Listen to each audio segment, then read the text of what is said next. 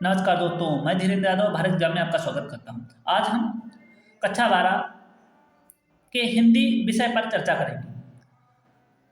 अयोध्या से उपाध्याय हरिऔध थे, इनका जीवन परिचय तथा इनकी रचना पवन दूतिका के विषय में चर्चा करेंगे। अब जीवन परिचय या साहित्यिक परिचय भी पूछा जाता है और इससे कुछ क्वेश्चन बनते हैं, प्रश्न बनते हैं, उन प्रश्नों से भी अवगत होते चलते हैं। तो देखिएगा, अयोध्या से उपाध्याय का उपनाम क्या है? तो हरिऔध। या हरिऔध किसका उपनाम है? तो अयोध्या से उपाध्याय हरिऔध जी का। तो इस प्रकार से क्वेश्चन बनता है। अयोध्या से उपाध्याय का जन्म 15 अप्रैल 1865 ईस्वी को तथा मृत्यु 6 मार्च 1947 ईस्वी को हुई। इनका जन्म स्थान निजामाबाद, जिला आजमगढ़, जो उत्तर प्रदेश में पड़ता है, हुआ था। इनके पिता का नाम भोला सिंह उपाध्याय तथा माता रुक्मणी देवी है। इन्होंने अपनी शिक्षा 5 वर्ष की अवस्था में फारसी भाषा से प्रारंभ की तथा अन्य कॉलेजों से भी शिक्षा प्राप्त की। इन्होंने अधिकतर स्वाध्याय यानी खुद घर पर रहकर अपने आप से अध्ययन करके अन्य भाषा जैसे हिंदी है, संस्कृत है, फारसी, अंग्रेजी में अच्छा ज्ञान प्राप्त कर दिया है। बाद में मिडिल स्कूल के अध्यापक बन गए और कानून को काशी विश्वविद्यालय में अवैतनिक तात्पर्य होता है वेतन के रहित, यानी जब इन्होंने काशी विश्वविद्यालय में पढ़ाया कोई भी वेतन नहीं लिया है। अवैतनिक शिक्षक के पदों पर इन्होंने कार्य किया। अब देखिए, हरिऔध जी द्विवेदी युग के प्रतिनिधि कवि या गद्य लेखक, तो कवि भी थे और गद्य लेखक भी थे। तो यहाँ से भी क्वेश्चन बनता है कि हरिऔध जी किस युग के कवि या लेखक रहे हैं? तो बताओगे द्विवेदी युग के। अच्छा, इनकी प्रमुख रचनाएं हैं जैसे, अच्छा देखिएगा, परिप्रवास खड़ी बोली का प्रथम महाकाव्य है। पूछा जाता है कि परिप्रवास या ऐसे खड़ी बोली का प्रथम महाकाव्य है निम्न में से, तो परिप्रवास। ठीक है, अब देखिएगा, परिप्रवास में सर्गों की संख्या भी पूछी जाती है, तो सर्गों की संख्या है 17 सर्ग है। अब वैदेही वनवास करुणरस प्रधान महाकाव्य है। इस प्रकार से क्वेश्चन पूछा जाता है कि करुणरस प्रधान महाकाव्य कौन सा है अयोध्या से उपाध्याय जी का? तो वैदेही वनवास। अच्छा, वैदेही किसका पर्यायवाची है? सीता जी का पर्यायवाची शब्द है। अब देखिएगा, पारिजात स्फुट गीतों का क्रमबद्ध संकलन है। जो फुटकर गीत थे, इधर उधर बिखरे हुए पड़े थे, उनका इन्होंने क्रमबद्ध संकलन किया है, तो पारिजात है। फिर चुपते चौपते या चोखे चौपते दोनों बोलचाल वाले मुहावरों से युक्त भाषा में लिखित स्फुट काव्य संग्रह है। तो देखिएगा, ये मुहावरों से युक्त है। रसकलश ब्रजभाषा में छंदों का संकलन है। अच्छा देखिएगा, रसकलश है, पहले ये ब्रजभाषा में अपनी रचनाएं करते थे, फिर बाद में महावीर प्रसाद द्विवेदी के प्रभाव में आकर इन्होंने खड़ी बोली में अपनी रचनाएं करना प्रारंभ कर दिया। अब देखिएगा, अब उपन्यास, इनके अलावा देखिएगा थोड़ा सा और देख लीजिए, प्रिय प्रवास हो गया, वैदेही वनवास, पारिजात हो गया, चुपते चौपते और चोखे चौपते हो गया, रसकलश हो गया। इन्होंने ग्राम्य गीत, कल्पलता आदि काव्य रचनाओं की रचना भी है। अच्छा देखिएगा, ग्राम्य गीत इनका गीत है, लेकिन ग्राम्य गीत ये सुमित्रानंदन पंत का है, जबकि ग्राम कहानी जयशंकर प्रसाद की है। प्रथम कहानी है। ग्राम प्रथम कहानी है जयशंकर प्रसाद की, जो 1912 में प्रकाशित हुई है। और ग्राम्य सुमित्रानंदन पंत का जो है गीत संग्रह है। तो देखिएगा, 3 रचनाएं यहाँ से क्लियर हुई। एक इनकी ग्राम्य गीत अयोध्या से उपाध्याय हरिऔध की, ग्राम्य सुमित्रानंदन पंत की, तथा ग्राम कहानी है जयशंकर प्रसाद की, प्रथम कहानी है। अब देखिएगा, अब उपन्यास की बात करते हैं। उपन्यास जैसे प्रेम कांता है, ठेठ हिंदी का ठाठ है, अधखिला फूल है, ये इनके उपन्यास हैं। फिर एक बार देखिएगा, प्रेम कांता, अधखिला फूल, ठेठ हिंदी का ठाठ, ये इनके उपन्यास हैं। तो पूछा जाता है निम्न में से जयशंकर प्रसाद का उपन्यास कौन सा है? तो अधखिला फूल, ठेठ हिंदी का ठाठ, प्रेम कांता। फिर अब देखिएगा, रुक्मिणी परिणय और प्रद्युम्न विजय जो भगवान श्री कृष्ण के पुत्र थे। रुक्मिणी परिणय ये नाटक है, और ये इनके मौलिक गद्य रचनाओं के अतिरिक्त आलोचनात्मक और अनुदित रचनाएं भी की है। यानी आदि मौलिक गद्य रचनाओं के अतिरिक्त आलोचनात्मक। अच्छा, आलोचनात्मक क्या होता है? आलोचना का तात्पर्य होता है गुण दोषों का विवेचन करना। और इन्होंने अन्य भाषाओं में जो रचना रही उनका अनुवाद भी किया है। हरिऔध जी पहले ये बता चुके हैं। महावीर प्रसाद, अब ये भी यहाँ से क्वेश्चन पूछा जा सकता है कि हरिऔध जी किसके प्रभाव में आकर हिंदी में रचनाएं करने लगे? तो महावीर प्रसाद द्विवेदी जी के।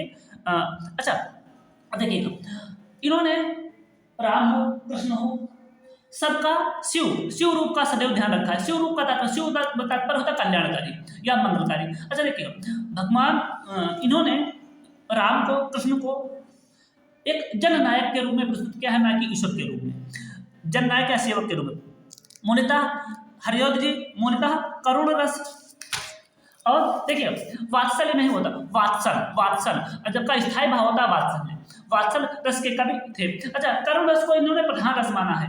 वैसे अगर पूछा जाए कि प्रधान रस किसे कहते हैं, तब आप बताओगे प्रधान रस श्रृंगार रस को कहते हैं। जबकि अगर पूछा जाए कि हरिऔध जी के द्वारा प्रधान रस किसे माना है, तो करुण रस को। अब देखिएगा, अब इनकी भाषा देखिए, भाषा की शैली, भाषा की जैसी विविधता हरिऔध की काव्य में है, वैसी विविधता महाकवि निराला कहते हैं अन्य किसी की, यानी निराला की और इनकी सूर्यकांत पाठी निराला, इनकी भाषा शैली एक जैसी थी। अब देखिएगा, जो इन्होंने परिप्रवास संस्कृत निष्ठ खड़ी बोली में रचना की है। आचार्य रामचंद्र शुक्ल ने इसलिए इन्हें द्विकलात्मक कला से सिद्धहस्त कहा है, यानी अधिक सफलतापूर्वक इन्होंने भाषा पर पकड़ थी तथा मुहावरों का प्रयोग होने के कारण आचार्य रामचंद्र शुक्ल ने द्विकलात्मक कला से सिद्धहस्त कहा है। पूछा जा सकता है आचार्य रामचंद्र शुक्ल ने किन्हें द्विकलात्मक कला से सिद्धहस्त कहा है, तो हरिऔध जी को।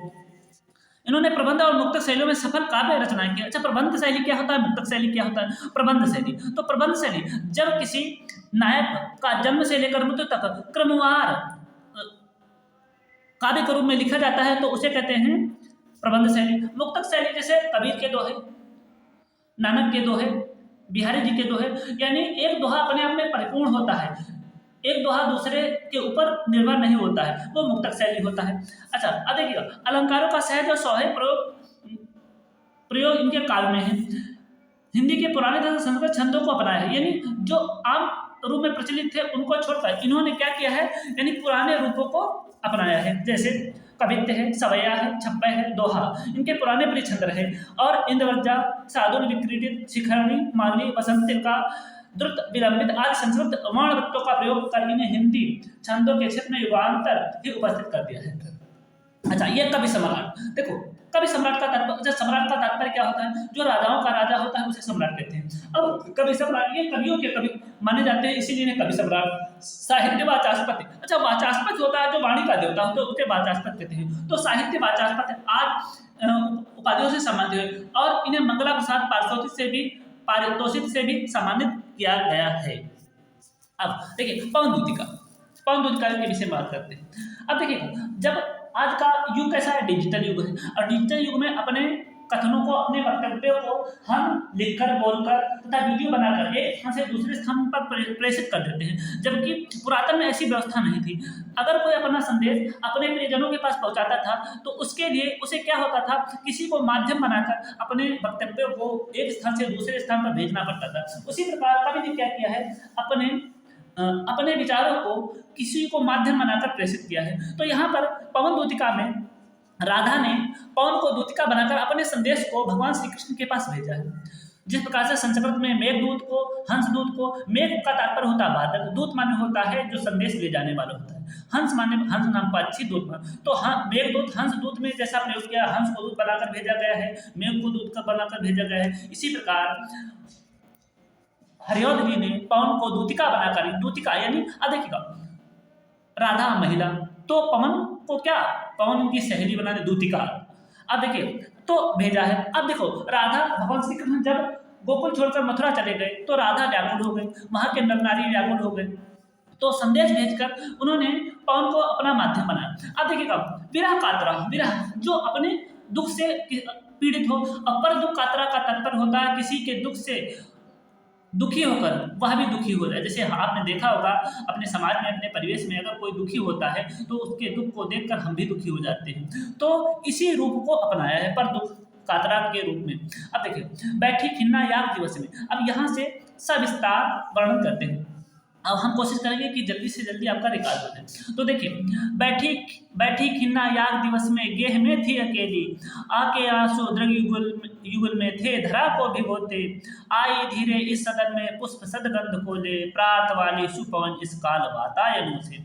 अब देखिएगा अब होता क्या है, कभी कभार क्वेश्चन पूछे जाते हैं, शब्द का अर्थ पूछ दिया जाता है। तो काव्य में हमारा सबका कोशिश ये रहती है कि शब्द परक व्याख्या ना हो, भाव परक व्याख्या हो। तो देखिएगा यहाँ पर राधा जी दुखी हैं और दुखी होने के कारण अपने घर में अकेली बैठी हुई हैं। अब देखिए बैठी खिन्ना, बैठी यानी उदास बैठी हुई थी। या माने एक, दिवस माने दिन, एक दिन यानी राधा जी, गेह माने होता है घर, अकेली माने अकेली, आके अच्छा आंसू माने होता है आंसू, द्रग माने नेत्र, युगल माने जोड़ा, थे धरा माने पृथ्वी, भू अचला धरित्री मेदिनी आदि। अब देखिए आई धरा, आई धीरे इस सदन में पुष्प सदगंध हो। अब देखिए पुष्प सदगंध, अच्छा वायु के अपना कोई गुण नहीं होता है, वायु जहाँ से गुजरती है उस गुण को अपने आप में समाहित कर लेती है।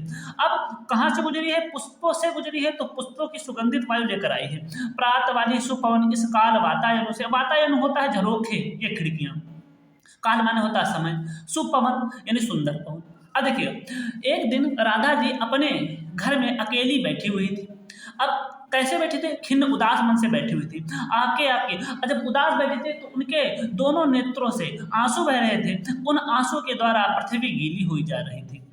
आई धीरे इस सदन में पुष्प सदगंध को ले, और धीरे से उनके भवन में वायु ने प्रवेश किया जो पुष्पों से सुगंधित महक रही थी।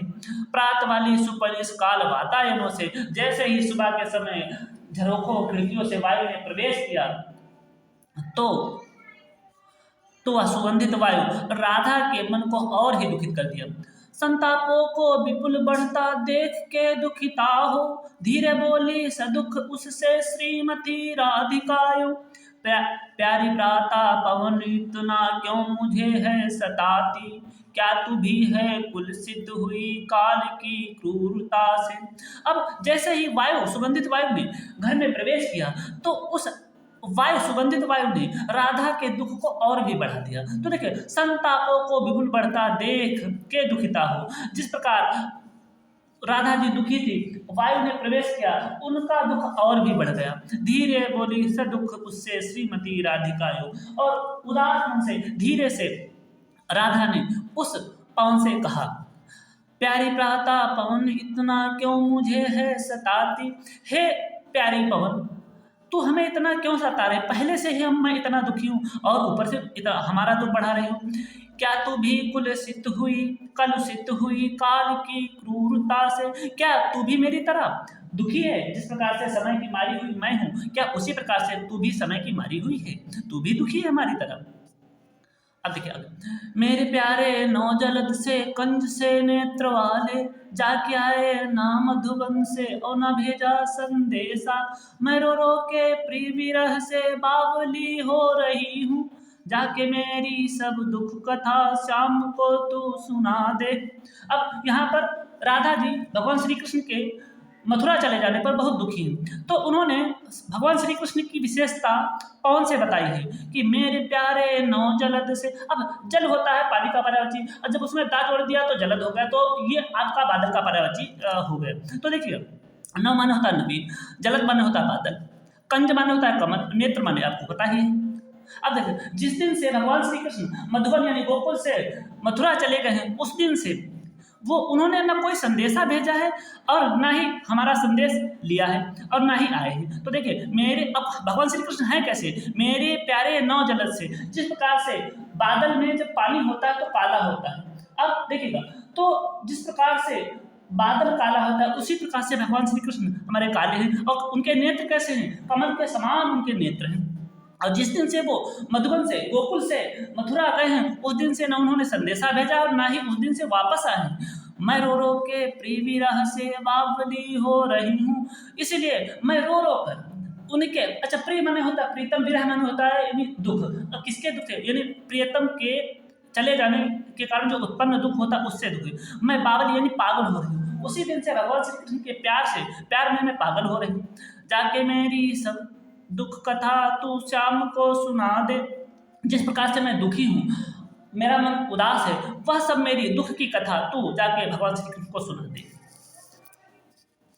जो है मेरा भवन तज तू अल्प आगे बढ़ेगी, शोभा वाली सुगंध कितनी मंज कुंज मिलेगी। प्यारी छाया मृदुल स्वर से मोह लेगी तुझे वे, तो भी मेरा दुख लख वहाँ ना जा विश्राम लेना। अब देखिएगा, राधिका जी पवन से कह रही हैं कि जैसे ही, अब देखिए, ज्यों ही मेरा, जैसे ही आप हमारे भवन से निकलोगी तज मने छोड़कर, तो अल्प आगे यानी थोड़ा ही आगे बढ़ेगी। जैसे आप हमारे भवन से निकलकर थोड़ा ही आगे बढ़ोगी, शोभा वाली सुखद कितने मंजू कुंजे मिलेगी। तो शोभा, अत्यधिक शोभायमान वाली, बहुत सारी मनोहर, मन को हरण करने वाली बाग बगीचे मिलेंगी। प्यारी छाया मृदुल स्वर से मोह लेगी तुझे वे, उनकी प्यारी शोभा छाया तेरे मन को मोह लेगी। तो भी मेरा दुख लख वहाँ जाना विश्राम लेना, तब भी मेरे दुख को याद कर, तुम मेरे दुख को याद कर वहाँ पर विश्राम मत लीजिएगा, यानी ठहरिएगा नहीं। जब तक कि आप हमारे संदेश को भगवान श्री कृष्ण के पास संदेश न भेज दीजिएगा, तब तक कि आप कहीं पर भी विश्राम न लीजिएगा। थोड़ा आगे सरसरव का धाम सतपुष्प वाला, अच्छे अच्छे बहुद्रुम लतावान सौंदर्यशाली, प्यारा बंदा विपिन मन को मुग्धकारी मिलेगा, आना जाना इस विपिन में मोह मानना होना।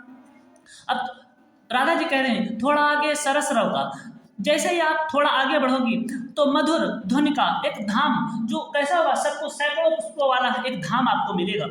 अच्छे अच्छे बहुद्रुम लतावान सौंदर्यशाली, उस सैकड़ों पुष्प वाले बगीचे में, स्थान पर अच्छे अच्छे बड़े बड़े वृक्ष और लतावान सौंदर्यशाली, यानी बड़े बड़े वृक्ष और लताएं मिलेगी जो सौंदर्य से परिपूर्ण होंगी। प्यारा वृंदा विपिन मन को मुग्धकारी मिलेगा, और आपको प्यारा वृंदावन जो मन को मोहने वाला होगा वह भी आपको मिलेगा। आना जाना इस विपिन से मोह मानना होना, इस आना यानी आना और जाना यानी वहाँ से निकल जाना, पर वहाँ पर अपने मन को मत लगाइएगा जब तक कि आप हमारे संदेश को भगवान श्री कृष्ण के पास ना पहुंचा दो और उनका संदेश हमारे पास ना पहुंचा दो, तब तक कि आप उस स्थान पर भी अपने मन को मत लगाइएगा। जाते जाते अगर पथ में क्लांत कोई दिखावे, जाते जाते अगर पथ में क्लांत कोई दिखावे, तो जाके सन्निकट उसकी क्लांतियों को मिटाना, धीरे धीरे परस उसके गात का उत्ताप खोना, सदगंधों से श्रमित जन को हर्ष तो सा बनाना। अब देखिए, जाते जागे अगर राधा जी बोल रही कि रास्ते में जब आप जा रहे होंगे तो आपको कोई अगर उस रास्ते में कोई दुखी व्यक्ति दिखाई दे तो जाके सन्निकट, तो उसके पास में जाकर उसके दुख को कम करने का प्रयास करना, धीरे धीरे परस करके यानी धीरे धीरे स्पर्श करके, गात माने होता शरीर, उसके शरीर के ताप को कम करना, सदगंधों से श्रमित जन को हर्षतों सा बनाना, और अपनी सुगंधित वायु के द्वारा उसके मन को हर्षित कर देना, उसके मन को उल्लासित कर देना, ताकि उसका क्लांत दुखी मन, दुखी हृदय उत्साहित हो जाए। लज्जाशीला पथिक महिला जो कहीं दृष्टि आवे, होने देना विदित वसना तो न तू सुंदरी को, जो थोड़ी सी श्रमित वह हो गोद में ले शांति खोना, ओंठों की और कमल मुख की मलना म्लानताएं मिटाना, ओंठों की और कमल मुख की म्लानताएं मिटाना। अब देखिएगा, राधा जी कह रही हैं कि जैसे ही आप आगे बढ़ोगी तो अगर कोई लज्जाशील, कोई ऐसी महिला जो शर्मा रही हो, अगर आपको रास्ते में मिल जाए, कहीं पर भी दृष्टि यानी दिखाई पड़े, तो होने देना विदित वसना, उसके जो शरीर पर वस्त्र हैं उनको आप सही से बनाए रखना, उनके वस्त्रों को मत खोलिएगा, न तू दे सुंदरी को। उस अब लज्जाशील महिला है, अगर उसके वस्त्रों को उसके तन से आप अलग कर दोगे तो वह लज्जाशील महिला शर्मा जाएगी, दुखी हो जाएगी। जो थोड़ी सी श्रमित वह हो गोद में ले शांति खोना, उस लज्जाशील महिला को उसके वसनों को समेटे हुए उसे गोद में लेना, ताकि वह अपने क्लांत और दुखी मन से उत्साहित होकर खुशी हो जाए। ओंठों की और कमल मुख की मलिनताएं मिटाना, और जो ओंठों पर और उसके कमल, जो मुख है कमल के समान, जो उस पर दुख है, उस दुख को हरने का प्रयास करना। कोई क्लांता कृषक लन्ना खेत में जो दिखावे, धीरे धीरे परस उसकी क्लांतियों को मिटाना, जाता कोई जलद यदि हो व्यम में हो तो उसे ला, छाया द्वारा सुखित करना तप्त भूतांगना को। देखिए, कोई क्लांता कृषक ललना खेत में जो दिखावे, धीरे धीरे परस उसकी क्लांतियों को मिटाना। जाता कोई जलद यदि हो व्योम में तो उसे ला, छाया द्वारा सुखित करना तप्त भूतांगना को। अगर कोई आपको दुखी, कृषक माने होता है किसान, ललना माने होता है महिला। अगर कोई किसान की पत्नी या ललना माने होता पत्नी, अगर किसी किसान की पत्नी आपको खेत में काम करते हुए दुखी दिखाई दे तो धीरे धीरे स्पर्श करके उसके दुख को मिटाने का प्रयास करना। जाता कोई जलद यदि हो व्योम में तो उसे ला। अब देखिएगा, अब रास्ते में जल से परिपूर्ण अगर आपको कहीं बादल दिखाई दे, उस बादल को आकाश में पकड़कर उस महिला के ऊपर कर देना ताकि वह छाया द्वारा सुखित करना। उस छाया द्वारा वह महिला सुखी हो जाएगी। तप्त भूतांगना को यानी जो उसका शरीर ताप से व्याकुल है, उस ताप से व्याकुल शरीर को कम करने का प्रयास करना। जाते जाते पहुँच मथुरा धाम को, धाम में उत्सुका हो, न्यारी शोभा वर नगर की देखना मुग्ध होना। तू होएगी चकित लख के मेरू से मंदिरों को, आभा वाले कलश जिनके दूसरे अर्क से हैं। अब देखिए, जाते जाते पहुँचते पहुँचते जैसे ही आप मथुरा धाम में पहुँचोगी आपका मन उत्सुक हो जाएगा। न्यारी शोभा वर नगर की देख मुग्ध होना। और जैसे ही उस न्यारी, वर माने होता श्रेष्ठ, जैसे ही उस नगरी की न्यारी शोभा, श्रेष्ठ शोभा को देखोगी आपका मन मुग्ध हो जाएगा। तू होगी चकित लख के मेरू से मंदिरों को, और तू उस अलौकिक मंदिरों के, बड़े बड़े ऊंचे मंदिरों, मेरू माने होता ऊंचे ऊंचे पर्वतों के समान, तो उन ऊंचे ऊंचे पर्वतों के समान मंदिरों को देखकर चकित हो जाएगी। आभा वाले कलश, आभा वाले, अब देखिए आभा माने होता है चमक, चमक वाले कलश। जब मंदिर के ऊपर जो कलश रखे जाते हैं, उन कलशों को जैसे ही आप देखोगे तो ऐसा प्रतीत होगा कि यहाँ पर कोई दूसरा सूर्य निकल आया है। अर्क माने होता है सूर्य। ऐसा देखिएगा, अर्क सूर्य, और अर्क में जैसे आप जोड़ दोगे जा जोड़ोगे तो यम का पर्यायवाची शब्द होगा अर्कजा, यम का। अब अर्कज अगर यानी जा जोड़ोगे जिसमें आ की मात्रा रहित होगी तो अर्कज हो जाएगा यमुना जी का पर्यायवाची शब्द। तो देखिए, आभा वाले कलश, जैसे ही उन ऊंचे ऊंचे मेरू के समान मंदिरों के ऊपर कलश रखे हुए देखोगे तो ऐसा प्रतीत होगा कि आप यहाँ दूसरे सूर्य निकल आए। देखे पूजा समय मथुरा, देखे पूजा समय मथुरा, मंदिरों मध्य जाना, नाना वाद्यों मधुर सुर की मुग्धता को बढ़ाना। किवा लेके रुचिर की शब्दकारी फलों को, धीरे धीरे मधुर रव से मुग्ध हो बजाना। देखिए, देखे पूजा समय, जब पूजा का समय होगा उस समय मथुरा के मंदिरों के मध्य में आप बीच में जाएगा, वहाँ पर नाना प्रकार के वाद्य यंत्रों के द्वारा पूजा की जा रही होगी। उन वाद्य यंत्रों की मुग्धता को अपनी वायु के द्वारा और बढ़ा देना। अथवा, किवा माने होता अथवा, लेके रुचिर तरु के, और देखिए तर माने होता वृक्ष और रुचिर माने होता सुंदर, सुंदर वृक्षों के शब्दकारी फलों को यानी शब्द रूपी फलों को लेकर एक स्थान से दूसरे स्थान पर लिए चली जाना। धीरे धीरे मधुर रव से मुग्ध हो बजाना, और उस मधुर ध्वनि को धीरे धीरे मधुरता के साथ धीरे धीरे उसे और बजाना। तू देखेगी जलद तन को जा वहीं तक गता होंगे लोने। अब देखिए, लोने नहीं होंगे सलोने, माने होता सुंदर, सा छूटा हुआ, होंगे सलोने नयन उनके ज्योति उत्कीर्णकारी, मुद्रा होगी वरवदन की मूर्ति सी सौम्यता की, सीधे साधे वचन उनके सिक्त होंगे सुधासित। अब यहाँ पर देखिएगा, यहाँ पर मथुरा की विशेषता बताई जा रही थी दोनों पैराग्राफों में, जबकि इसमें बताई जा रही है भगवान श्री कृष्ण की विशेषता। तू देखेगी जलद तन को जा वहीं तक गता हो।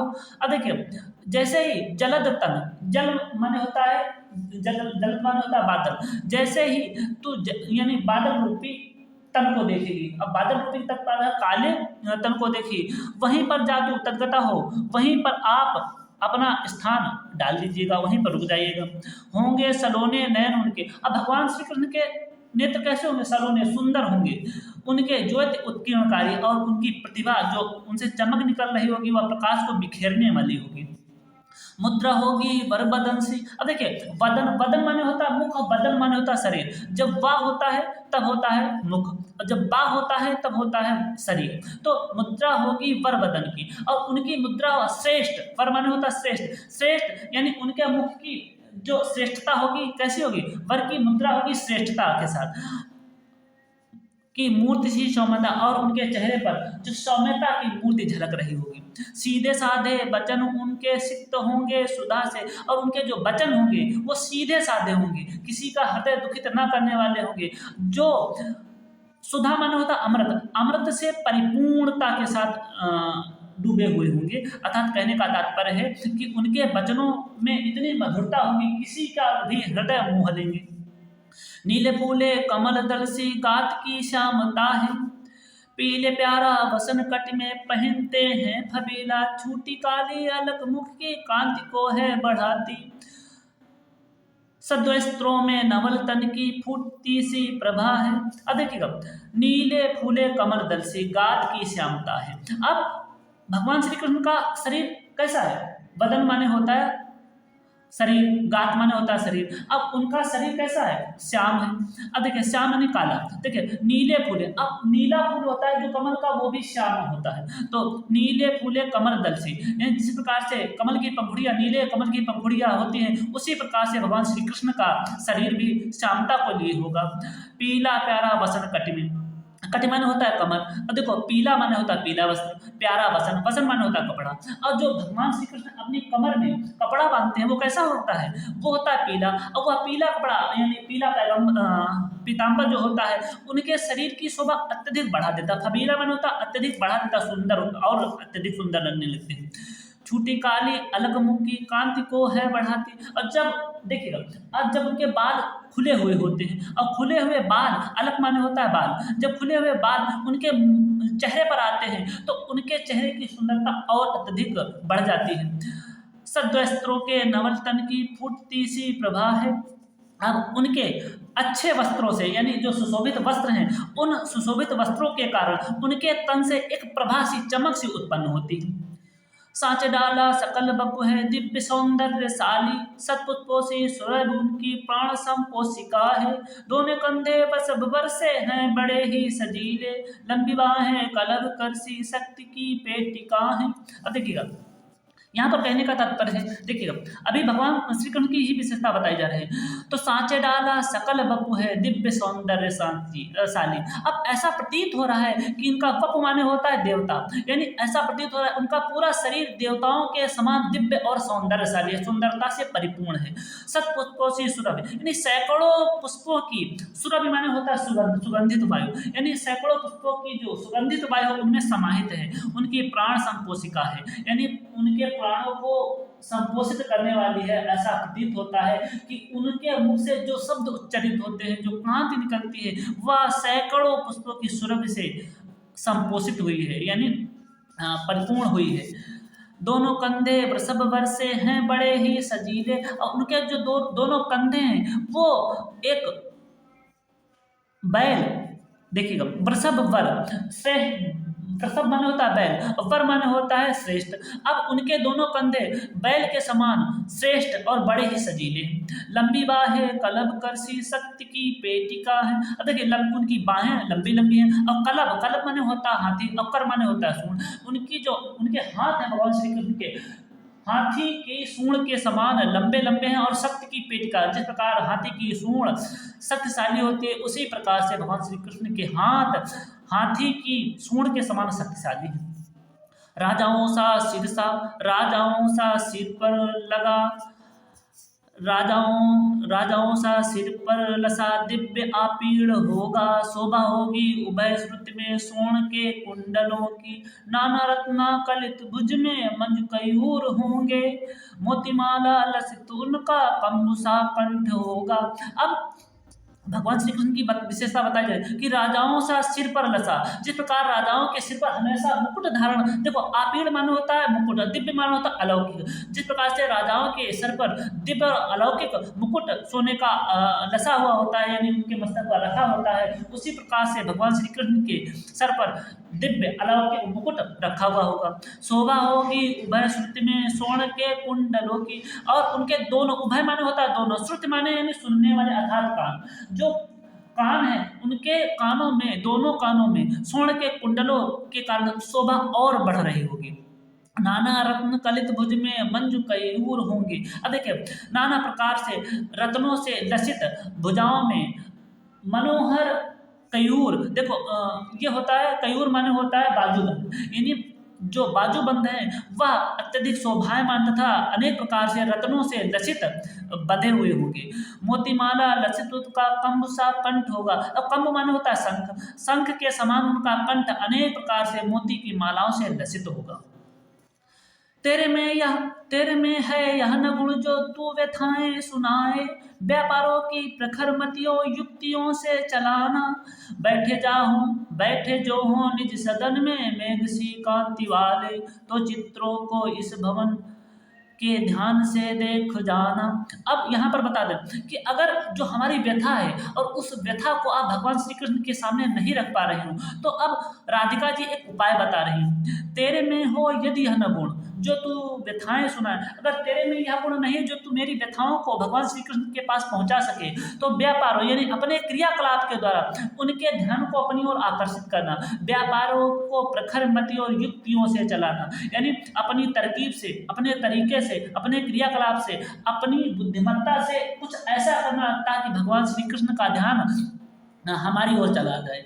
बैठे जो हों निजी सदन में मेघ सी कांति वाले, और जब भगवान श्री कृष्ण अपने निजी माने होता अपने, सदन माने भवन, जब वो भगवान श्री कृष्ण अपने भवन में जो मेघ सी कांति वाले, मेघ सी तात्पर्य बादलों की कांति के समान चमक वाले जो हों, बैठे हों, तो अब क्या करना, तो चित्रों को इस भवन के ध्यान से देख जाना। तो उस भवन में लगे हुए चित्रों को ध्यान से देखिएगा। अब जब उन भवन में लगे चित्रों को ध्यान से देखोगी तो एक बात नजर आएगी, जो चित्रों में विरह विथुरा को मिले चित्र कोई, तो जाके निकट उसको भाव से यूं हिलाना। प्यारे प्यारे हों के चकित जिससे चित्र को और देखें, आशा है यूं सूरत उनको ही सकेगी हमारी। अब बता रहे हैं, जब अब आपको देखना क्या है, उसमें जो विरह विथुरा अपने प्रियतम से बिछुड़ा हुआ किसी स्त्री का अगर चित्र आपको दिखाई दे, तो उस चित्र को तो जाके निकट उसको भाव से, तो इस प्रकार से इस भावना से उस चित्र को हिलाना। प्यारे हों के चकित जिससे चित्र को और देखें, जिस प्रकार से भगवान श्री कृष्ण उस चित्र को बड़े ध्यान से देखने लगी। आशा है ये सूरत उनको हो सकेगी हमारी, और हमें आशा है जब उस चित्र के साथ उस चित्र को आप हिलाओगे तो हम भगवान श्री कृष्ण को इस चित्र की जब याद आएगी तो हमारी भी याद आ जाएगी, हमें ऐसी आशा है। जो कोई भी इस सदन में चित्र उद्यान का हो और हो प्राणी विपुल उसमें घूमते बावले से, तो जाके सन्निकट उसके और हिला के उसे भी देवात्मा को स्वरति वृक्ष की व्याकुलों की कराना। अब आगे बता रहे हैं राधिका जी, जो कोई भी इस सदन में चित्र उद्यान का हो, अगर उस सदन में भवन में कोई उद्यान का चित्र लगा हो, बगीचे का कोई चित्र लगा हो, और उस चित्र में कोई प्राणी विपुल यानी दुखी प्राणी हो, विपुल माने होता है दुखी, और उसमें बावलों की यानी बावलों की तरह इधर उधर घूम रहा हो, तो जाके सन्निकट और उसके औ हिला के उसे भी, तो उस चित्र को भी आप पास में जाकर हिलाना। देवात्मा की सूरत वृत्त के व्याकुलों की कराना, तो भगवान श्री कृष्ण देवात्मा, देवात्मा ने देवताओं की आत्मा, यानी भगवान श्री कृष्ण को, अर्थात कहने का था भगवान श्री कृष्ण को ब्रजवासियों की जो व्याकुल हैं उनके कारण उनको याद कराने की कोशिश करना।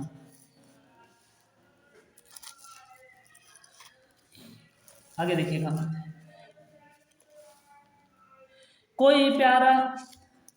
कोई प्यारा कुसुम कुमला गेह में जो पड़ा हो, तो प्यारे के चरण पाला डाल लेना उसी को। यो देना है पवन बतला फूल सी एक बाला, मैल ना हो कमल पग को चूमना चाहती है। अब राधिका जी कह रहे हैं कि अगर कोई उस भवन में कैसा कोई प्यारा कुसुम, कुसुम माने पुष्प, कोई प्यारा सुंदर पुष्प कुमलाकर उस भवन में पड़ा हुआ हो, तो प्यारे के चरण पर ला उसे डाल देना, तो उस कुमलाने हुए फूल को उठाकर भगवान श्री कृष्ण के चरणों पर डाल देना। ये देना बतला पवंतु, तो ये बतलाने का प्रयास करना कि एक फूल सी बाला यानी राधा जी जो फूल के समान थी, लेकिन आज वह फूल के समान हो गए हैं, कुमला गए हैं। जो पहले कभी उत्साहित थे, आज वह निराश मन के, जिस प्रकार से कुसुम कुमला चुका है, म्लान हो चुका है, उसी प्रकार से एक बाला भी आपके प्यार में, प्रेम में, विरह में जो दुखी है, मैल ना हो कमल पग को चूमना चाहती है। अब वह दुखी राधा आपके पगों को जो कमल के समान है उनको चूमना चाहती है, आपकी शरण में आना चाहती है। जो प्यारे मंजू पुन या वाटिका में खड़े हो, छिद्र में जा पड़ित करना वेणुसा कीचकों को, यो होगी सुरति उनको सर्व गोपांगना की, जो है बंसी श्रवण रुच से दीर्घ उत्कंठ होती। देखिए, जो प्यारे मंजू पुन या वाटिका में खड़े हो, अब मनोहर बगीचे या वाटिका में अगर भगवान श्री कृष्ण खड़े हो तो छिद्रों में जा पड़ित करना, यानी छिद्रों से गुजर कर उसे गुंजायमान बजाने की कोशिश करना, या वेणुसी बांसुरी के समान कीचकों को यानी बांसों को, यानी बगीचे में जो सूखे हुए बांस है उनके बीच से इस प्रकार से गुजरना ताकि बांसुरी के समान वह बज उठे। यो होगी सूरत उनकी सर्व गोपांगना की। देखो, गोप यानी गोकुल में रहने वाली गोपिकाएं, और अंगना माने होता है स्त्री यानी महिला। तो जो गोकुल में रहने वाली महिला हैं उनकी याद, सूरत माने होता है याद, उनकी सर्व गोपांगना, सभी गोपांगना यानी गोपिकाओं की याद भगवान श्री कृष्ण को हो जाएगी जब वह बांसुरी के समान ध्वनि को सुनेंगे। जो है बंसी श्रवण से दीर्घ उत्कंठ होती, जो बंसी के समान सुंदर उत्साहित होती हुई दीर्घ उत्कंठता है, वह भी अलौकिक प्रतीत होगी। लाके फूले कमल दल को श्याम के सामने ही, लाके फूले कमल दल को श्याम के सामने ही, थोड़ा थोड़ा विपुल जल में व्यग्र हो डुबोना। योजनाए भगिनी जतला अम्बोज नेत्रा, आंखों को यो विरह विधुरा बारी में है मूर्ति। अब देखिए, अब यहाँ पर कमल को माध्यम बनाकर राधा ने अपने को प्रस्तुत किया है। लाके फूले कमल दल को श्याम के सामने ही, जिस प्रकार से कोई फूला कमल की पंखुड़ी हो उसको लाके भगवान श्री कृष्ण के सामने, तो थोड़ा थोड़ा विपुल जल यानी उसे थोड़ा डुबोना और फिर निकाल लेना, जो पानी है उसमें थोड़ा बोलना और फिर निकाल लेना, थोड़ा थोड़ा विपुल जल में व्यग्र हो डुबोना, और व्याकुलता के साथ उसे धीरे धीरे डुबोना। यो देना ए भगिनी जतला एक अम्भोज नेत्रा। अब भगिनी मानो था बहन, हे मेरी बहन दूतिका, आप यह जतलाने का प्रयास करना, बताने का प्रयास करना कि एक कमल के समान नेत्रों वाली, अम्भोज नेत्रा कमल के समान नेत्रों वाली महिला है, आपके प्रेम में जो है पागल हो चुकी है। आंखों को है विरह विधुरा बार में है बोलती, आपके प्रेम में उसने आंखों से इतने आंसू बहे हैं कि ऐसा प्रतीत हो रहा है कि वह कमल के समान व्याकुल है। जिस प्रकार से कमल जल में डूबा हुआ है उसी प्रकार से उसकी आंखें जल से परिपूर्ण हो चुकी हैं। देखो, विरह विधुरा का तात्पर्य होता है उसका जिसका पति उससे किसी स्त्री से दूर हो, उसे कहते हैं विरह विधुरा। देखो, धीरे लाना वसन करके नीप का कोई पुष्प, धीरे लाना वहन करके नीप का पुष्प कोई, और प्यारे के चपल दृग के सामने डाल देना, ऐसा देना प्रकट दिखला नित्य आशंकिता हो, कैसी होती विरह बस में नित्य रोमांचिता हूँ। देखिए, अब कहीं आपको कदम का कोई पुष्प दिखाई, नीप माने होता कदम, अगर कहीं आपको कदम के पुष्प दिखाई दे तो उसे उठाकर धीरे से लाना। अब क्या करना, और प्यारे के चपल दृग के सामने डाल देना। देखो, चपल यानी चपल होता है चंचल नेत्रों के सामने, भगवान श्री कृष्ण के चंचल नेत्रों के सामने उसे उस नीप के पुष्प को उठाकर डाल देना। ऐसा देना प्रकट दिखला नित्य आशंकिता हो, जिस प्रकार से यह नीप का पतंग का पुष्प आशंकित है, डरा हुआ है, उसी प्रकार से आपके प्रेम में कोई आशंकित है। कौन? कैसी होती विरह बस में नित्य रोमांचिता हूँ। अब बताइए, कोई किसी के विरह में कैसे रोमांचित हो सकता है, यानी वो हमेशा दुखी ही रहेगा। बैठे नीचे जिस बिटप के श्याम हो उसी का, कोई पत्ता निकट उनके नेत्र के ले हिलाना, यो प्यारे को विदित करना चातुरी से दिखाना, मेरा चिंता विजित चित्त का क्लांत हो कांप जाना। अब देखिएगा यहाँ पर कहने का तात्पर्य है, नीचे बैठे जिस बिटप माने होता है वृक्ष, अगर भगवान श्री कृष्ण किसी वृक्ष के नीचे बैठे हों, उसी के नीचे आपको क्या करना है, जाना है। अब कोई पत्ता निकट उनके नेत्र के ले हिलाना, और उनके नेत्रों के सामने कोई पत्ता हिलाइएगा, जिस पत्ते को वो ध्यान से देख रहे हो, यो प्यारे को विधि कराना चातुरी से दिखाना, और भगवान श्री कृष्ण को चातुरी के साथ यह जतलाने का प्रयास करना कि मेरा चिंता विचित मन चित्त का क्लांत हो कांप जाना। जिस प्रकार से यह पत्ता इस समय कांप रहा है, उसी प्रकार से कोई आपके प्यार में दुखी नित्य रोजाना कांप और दुखी हो रहा है। यानी कहने का तात्पर्य है, उसी प्रकार से किसी का हृदय दुखी और कंपित हो रहा है। सूखी जाती मलिन लतिका जो धरा में पड़ी हो, तो पाँव के निकट उसको श्याम के ला गिरा देना, यों सीधे से प्रकट करना प्रीति से वंचिता हो, मेरा होना अति मलिन और सूखते नित्य जाना। अब देखिएगा यहाँ पर कोई सूखी जाती है मलिन लतिका, अब आपके सामने कोई ऐसी लतिका हो, लता हो जो सूख जा रही हो और धरा में पड़ी हो, यानी पृथ्वी पर पड़ी हो, उस सूखी हुई लता को पृथ्वी से उठाकर तो पाँव के निकट उसको श्याम के ला गिरा, उसको उठाकर भगवान श्री कृष्ण के पैरों के सामने उसे क्या कर गिरा दीजिएगा। यो सीधे से प्रकट करना, और सीधे सीधे यह जतलाने का प्रयास करना प्रीति से वंचिता हो। जिस प्रकार से यह लता अपनी लता से मेन लता से अलग हो चुकी है और अलग होने के बाद यह सूख चुकी है, उसी प्रकार से राधा भी आपके प्रेम से वंचित होकर दुखी है।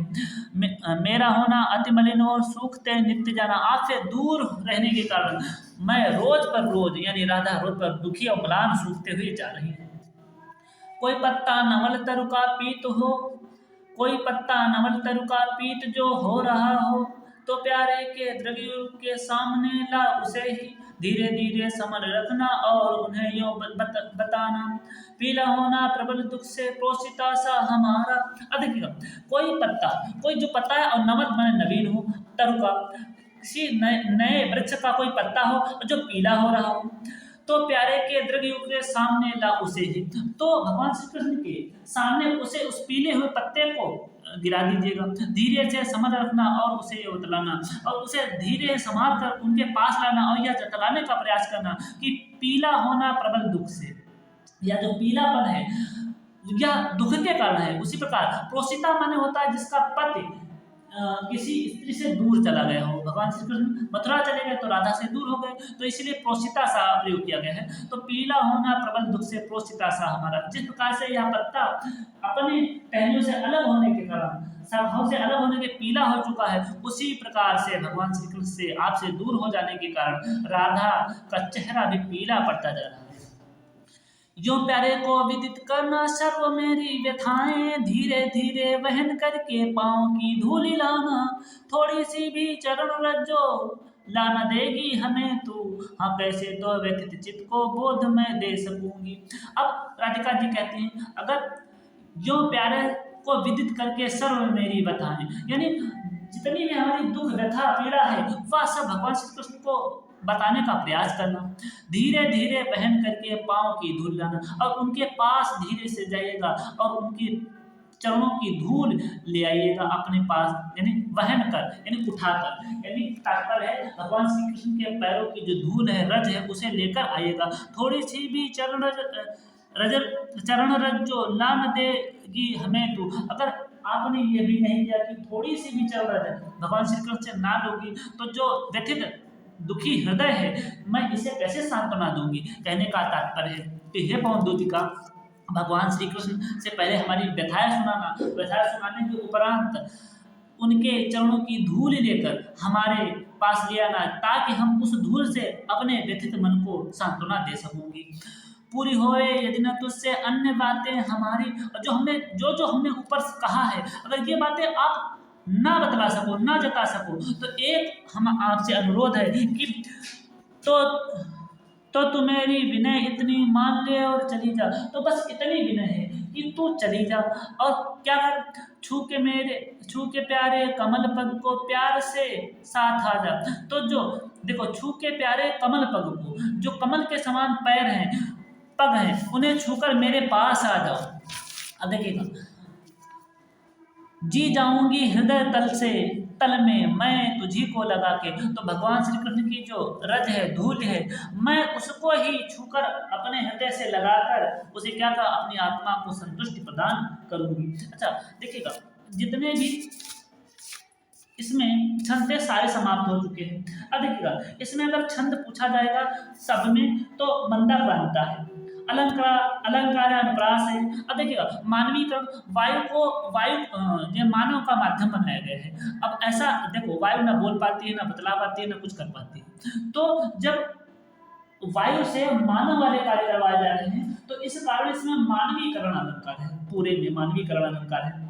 अनुप्रास अलंकार आप जानते हो, शब्द शक्ति, यानी बात सीधी सीधी कही गई है सब में तो अभिधा है। जब बात सीधी सीधी कही जाए तो वहां पर अभिधा होता है। शैली प्रबंध शैली, ठीक है, यानी इसमें विस्तार से शुरू से यानी जन्म से अंत तक की पूरा वर्णन किया गया है तो प्रबंध शैली है। गुण है प्रसाद, गुण प्रसाद। अब भाषा है खड़ी बोली। अब ये जैसे आप में पूछा जाता है काव्य सौंदर्य में तो आप ये लिख सकते हो। तो छंद मंदाक्रांता पूछा जाएगा कि इसमें छंद कौन सा है, तो मंदाक्रांता। शैली है प्रबंध। अलंकार, अलंकार पूछा जाए अनुप्रास है, मानवीकरण है, और आपका क्या है, उपमा अलंकार है, ठीक है, उत्प्रेक्षा है, बहुत सारे अलंकार हैं।